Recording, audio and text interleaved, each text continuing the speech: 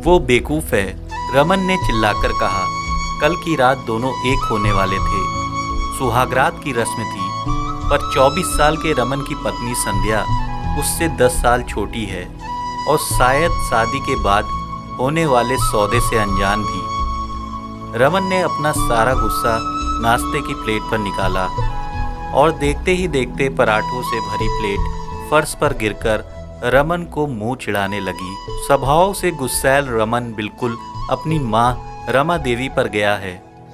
रमन की बात खत्म होते ही रमा देवी दनदनाते हुए बेटे बहू के फूलों से सजे कमरे में दाखिल हुई। कमरे का हुलिया कल रात में हुए जंग की दास्तां सुना रहा था और इस जंग में घायल होकर भी जीती हुई 14 वर्ष की नायिका बिस्तर के एक कोने में चुपचाप बैठी थी। रमा देवी की नज़र उस पर पड़ी तो एक पल के लिए वो ठिठर गई। आज से 4 साल पहले इसी तरह एक 13 वर्षीय दुल्हन को उन्होंने देखा था, इसी तरह फूलों के सजे कमरे में। फ़र्क बस इतना था कि वो दुल्हन रात में चलने वाले उस भयंकर जंग में हार गई थी और सुबह की रोशनी देखने से पहले ही अपमान, दर्द, वितरणा, जहरीले शब्दों के तीर के चुभने के दर्द को अपने भीतर समेटे वो चल बसी थी। वो हारी हुई नायिका और कोई नहीं, रमा देवी की इकलौती लड़की शोभा थी। कितनी दफ़ा उसने इस शादी न करने के लिए घर में कलह मचाया था।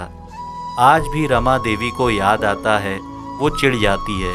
बाद में शोभा की पोस्टमार्टम रिपोर्ट में जो आया था वो हजम करने वाली चीज़ तो नहीं थी। शोभा के साथ उस रात एक नहीं बल्कि 3 युवकों ने जबरदस्ती संबंध बनाए थे। कल्पना से बाहर है, लेकिन क्या इतनी कठोर माँ भी हो सकती है? उन्होंने सीधे सीधे सारे समाज के आगे कहा कि जो भी हुआ उसमें शोभा की ही गलती थी। ना ही वो पति के बातों के खिलाफ जाती और ना ही इतनी बुरी मौत मिलती। जब माँ इतनी कट्टर हो सकती है तो सास कैसी होगी, ये तो अंदाजा लगाया जा सकता है। पर वो नहीं जानती थी कि हर लड़की शोभा नहीं होती। उसके पिता ने आर्थिक तंगी से परेशान होकर संध्या की शादी जरूर करवा दी, महज 4 साल में ही, लेकिन उसे इतना परिपक्व बना दिया था कि वो शोभा नहीं बन सकी। संध्या ने 2 साल तक कराटे सीखा है, तीरंदाजी भी। अपने कोहनी के दर्द को किसी तरह रोककर जबड़ों को भींचते हुए जब रमा देवी बेटे बहू के कमरे से बाहर निकली, तब उन्होंने गौर किया कि संध्या के जख्मों से 4 गुना चोटिल तो रमन था। गालों के नीचे बने हरे रंग से जमे हुए खून के निशान और सूजा हुआ हाथ। दोनों माँ बेटे ने आंखों ही आंखों में एक दूसरे को देखा और सहानुभूति जताई। सन्नाटा पसरा था पूरे घर में और बेटी के दर्द को आज तक महसूस कर रहा था पिता। कुछ भी न कर पाने के दुख में तले बेबस एक पिता, आत्मग्लानि से तिल तिल मरता एक पिता आज मंद मंद मुस्कुरा रहे थे। ये रमन और शोभा के बाबूजी नंद किशोर जी थे, शरीर से विकलांग और गूंगे। 1 घंटे बाद जब संध्या कमरे से बाहर निकली तो वो एक चमकदार रोशनी से लबरेज दिखी। कागज का चिट्ठा पति के आगे रख वो शान से घर के बाहर चली गई। वो उसी गांव में लड़कियों को आत्मनिर्भर बनाने वाले एक प्राइवेट किंतु मुफ्त स्कूल में पढ़ने सीखने जाती है कैसे आत्मसम्मान के साथ जीना है। और शायद इस गांव में शादी करने की मुख्य वजह यही स्कूल था। कांपते हाथों से रमन ने खत खोला तो उसमें लिखे शब्द उसे किसी तीर से लगे चोट की तरह ही चुभ रहे थे।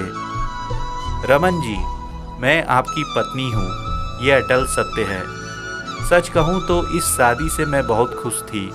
बाबा की खुशी देखकर और अपने स्कूल वाले गांव में ही ब्याह कर जाऊंगी और आराम से स्कूल जा पाऊंगी, ये सोचकर। लेकिन शादी होने के दौरान ही मुझे शोभा बहन के विषय में मालूम चला और मैं ये जानकर दंग रह गई कि उनके साथ हुए अन्यायों को आपने और माँ ने पूरी तरह नज़रअंदाज कर दिया। उसके न्याय के लिए कोई कदम नहीं उठाए।